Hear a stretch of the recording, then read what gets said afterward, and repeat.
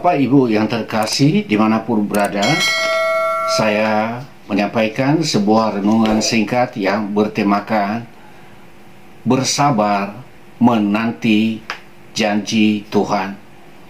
Saya membacakan nats firman Tuhan dari kitab Yakobus pasal yang kelima ayat 7 sampai ayat yang ke-11.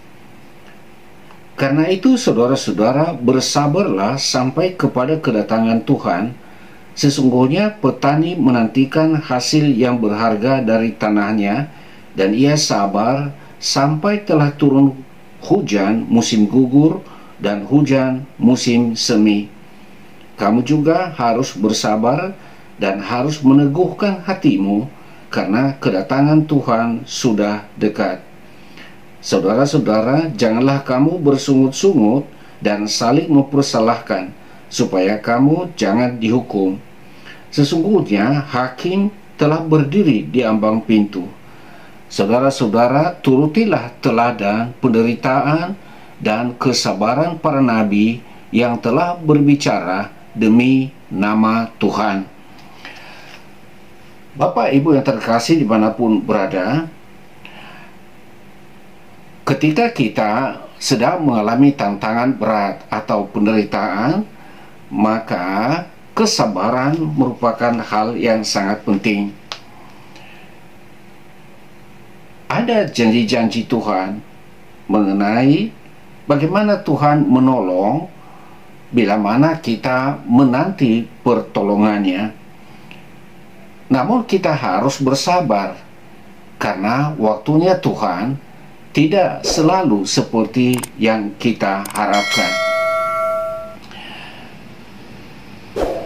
Untuk memiliki hati yang sabar, ada 3 hal yang sangat penting yang harus ada pada kita. Yang pertama, menjaga hati kita agar tetap teguh. Artinya hati kita tidak boleh bimbang. Keteguhan hati kita harus didasarkan pada kepercayaan kita bahwa ada janji Tuhan sesuai dengan firman-Nya. Kalau Tuhan berjanji, tidaklah seperti manusia berjanji, di mana janji manusia bisa menyimpang, bisa tidak sesuai dengan apa yang dikatakan. Tetapi kalau Tuhan berjanji, maka apa yang dikatakannya pasti terjadi.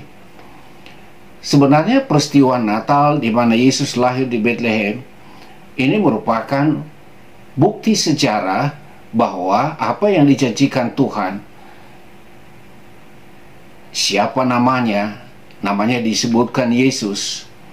Siapa yang mengandung dan melahirkan dia sudah diberitahukan sebelumnya.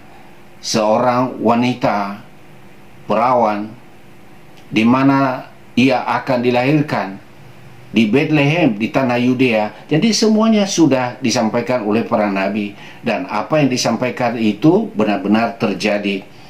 Itulah sebabnya keteguhan hati kita, jika didasarkan pada janji Tuhan sesuai firman-Nya, maka keteguhan hati itu tidak akan menjadi sia-sia. Hal yang kedua, menghindari sikap bersungut-sungut. Karena sikap bersungut-sungut selain bisa mendatangkan hukuman dari Tuhan, bersungut-sungut itu sendiri juga mematahkan semangat juang dan membuat kita hilang harapan. Dan hal yang ketiga yang perlu ada pada kita, yaitu meneladani kehidupan para nabi yang tekun dan bersabar ketika mereka menghadapi cobaan berat. Ada banyak contoh di dalam Perjanjian Lama. Kita bisa menyebut nama Ayub.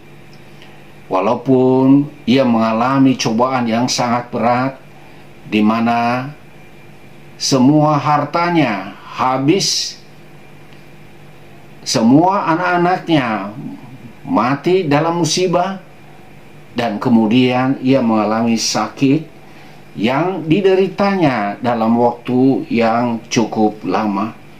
Namun, ia tetap berharap dan percaya kepada Tuhan. Ia melewati masa-masa yang penuh derita itu dengan kesabaran. Dan apa yang terjadi? Tuhan menyembuhkan dia. Tuhan memulihkan ekonominya. Bahkan di hari tua itu juga masih ada anak laki-laki dan anak perempuan yang lahir dalam keluarga Daud. 3 aspek itulah merupakan sikap yang harus kita miliki agar kita bersabar dalam menanti janji Tuhan, termasuk menanti kedatangan Tuhan yang kedua kali, yaitu kita teguhkan hati kita sesuai dengan firman-Nya. 2, kita jauhkan sikap bersungut-sungut. Dan yang ketiga, kita belajar meneladani kehidupan orang-orang kudus, orang-orang beriman yang bersabar tatkala menghadapi penderitaan berat. Semoga renungan ini meneguhkan hati kita untuk menjadi seorang yang sabar menanti janji Tuhan. Tuhan memberkati.